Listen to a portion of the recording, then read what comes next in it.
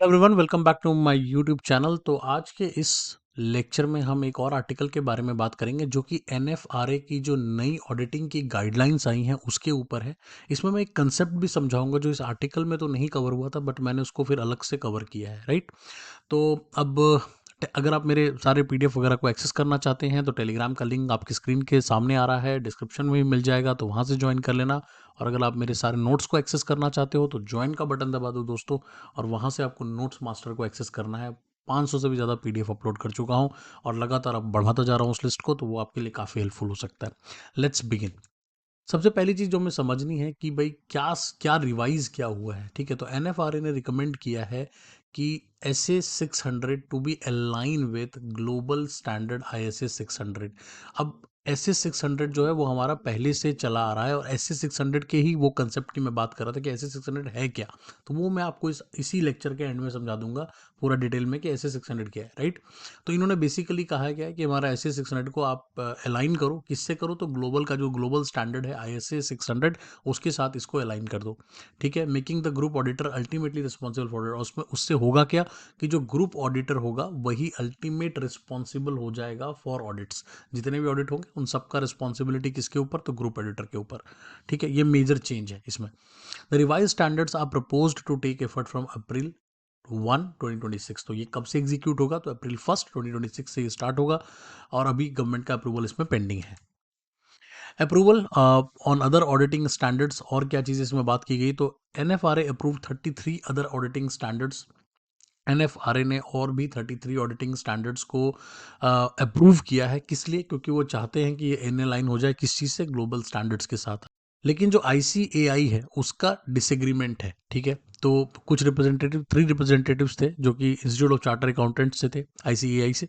और उन्होंने कहीं ना कहीं डिसएग्री किया। उन्होंने कहा कि जो चेंजेस SA 600 में अगर आप कर रहे हो या कह रहे हो, उससे कहीं ना कहीं जो ओवरऑल क्वालिटी कंट्रोल है या क्वालिटी मैनेजमेंट है, कहीं ना कहीं वो उतनी ज़्यादा बेटर नहीं होगी, और उनका कंसर्न है इसको लेकर के। And that's the reason why वो इस चीज़ के अगेंस्ट है, वो इस चीज़ के फेवर में नहीं है। उन्होंने अपना कंसर्न रेज किया है, जिससे कि दो चीज़ें होंगी। पहला तो पोटेंशियल डुप्लीकेशन बहुत ज़्यादा बढ़ता है, प्लस इंक्रीज ऑफ कॉस्ट भी होगा। स्कोप ऑफ रिवाइज स्टैंडर्ड क्या है, तो revised SA 600 applies to the public interest entities. अब इसमें कुछ एक चीज़ समझनी पड़ेगी कि जो नया रिवाइज होगा वो किस पर एप्लीकेबल होगा, तो पब्लिक इंटरेस्ट एंटिटीज के ऊपर तो एप्लीकेबल होगा, बट पब्लिक सेक्टर बैंक पे, PSUs पे, पब्लिक सेक्टर इंश्योरेंस पे, उन पे नहीं एप्लीकेबल होगा। उनको एक्सक्लूड किया गया है यहाँ से, राइट।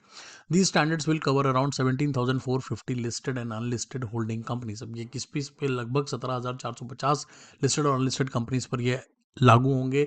उनकी सब्सिडरीज पे लागू होगी, रही ना, जहां पर ग्रुप ऑडिटर्स की रिक्वायरमेंट होगी, and he will be responsible for all the audits, जैसा मैंने आपको स्टार्टिंग में भी बताया था। सपोर्ट फॉर ग्लोबल अलाइनमेंट, तो 8 NFRA members include representative of major financial bodies supported the revision। अब इसमें जो 8 मेंबर थे NFRA के, जिसमें कि कुछ मेजर फाइनेंशियल बॉडीज के भी मेंबर है, उन सभी लोगों ने इसको ओके किया है। उन्होंने कहा कि बिल्कुल सही है। जो हमारा ग्लोबल स्टैंडर्ड्स है, चाहे वो प्रैक्टिस ऑफ यूके है, ऑस्ट्रेलिया है, सिंगापुर है, उनके साथ हम इसको कहीं ना कहीं लाइन करना चाहते हैं ताकि ये बिल्कुल इंटरनेशनल स्टैंडर्ड का हो जाए। अब ऑब्वियसली आईसीएआई जो बिलीव करता है वो ये कहता है कि भाई SA 600 जो है वो सफिशिएंट है, और किसी भी अलाइनमेंट की इतनी ज़्यादा ज़रूरत नहीं है ISA 600 के साथ। But ISA except 38 out of the 40, लेकिन बाकी के जो 40 चेंजेस थे टोटल, उसमें से 38 में उन्होंने एक्सेप्ट कर लिया। सिर्फ 2 ही ऐसे थे जो उन्होंने चेंज नहीं किए, और वो रिविजन्स SA 600 वाले हैं और SA 299 वाले हैं। अब आते हैं उस मुद्दे के ऊपर कि SA 600 है क्या भाई। यही तो एक मेन मुद्दा है कि जो हमें पता नहीं चल रहा था। तो SA 600 जो है, जिसको हम कहते हैं using the work of another auditor, is the auditing standard in India that provides guideline for group audits. तो बेसिकली ये कहते हैं ना कि गाइडलाइन है, ऑडिटिंग स्टैंडर्ड है बेसिकली, और वो गाइडलाइंस प्रोवाइड करता है ग्रुप ऑडिट्स का, ठीक है। Where the group auditor oversees the audit of financial statement. इसका मतलब क्या है कि जो ग्रुप ऑडिटर होता है वो कहीं ना कहीं जितने भी ऑडिट्स होते हैं फाइनेंशियल स्टेटमेंट्स के, उनको वो कहीं ना कहीं ओवरसी करता है, राइट। इसके मल्टीपल कंपोनेंट्स हो सकते हैं, ठीक है, और सब्सिडरीज हो सकती हैं। द की फोकस क्या होता है एस 600 का, तो इसका मेन फोकस होता है कि ग्रुप ऑडिटर जो है वो सारी रिस्पॉन्सिबिलिटी ले ओवरऑल ऑडिट की and evaluates the works of the components of the auditors, plus जो बाकी कंपोनेंट्स ऑफ ऑडिटर काम कर रहे हैं उनके भी वर्क को वो कहीं ना कहीं इवेलुएट करे टू एंश्योर दैट सब चीज़ सही है, एडुकेसी है, रिलायबिलिटी है, सब कुछ सही जा रहा है। वो कहीं ना कहीं ग्रुप ऑडिटर की जिम्मेदारी है एज पर एस 600। अब इसके की एलिमेंट्स क्या है, तो नंबर वन, मैंने आपको बता ही दिया कि ग्रुप ऑडिटर की ही main responsibility is ultimate responsible for all the audits, plus सारे स्टैंडर्ड्स मीट होने चाहिए, क्वालिटी स्टैंडर्ड्स मीट होने चाहिए, कॉम्प्रिहेंसिवली कवर होना चाहिए।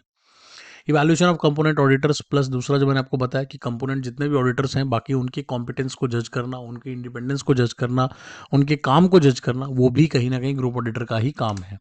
और तीसरा, coordination and communication, effective communication होना चाहिए group auditor plus component auditors के बीच में, क्लियर इंस्ट्रक्शंस दिए जाने चाहिए और राइट एक्सपेक्टेशंस बताई जानी चाहिए कंपोनेंट ऑडिटर्स को, ताकि वो सही तरह से काम कर सकें।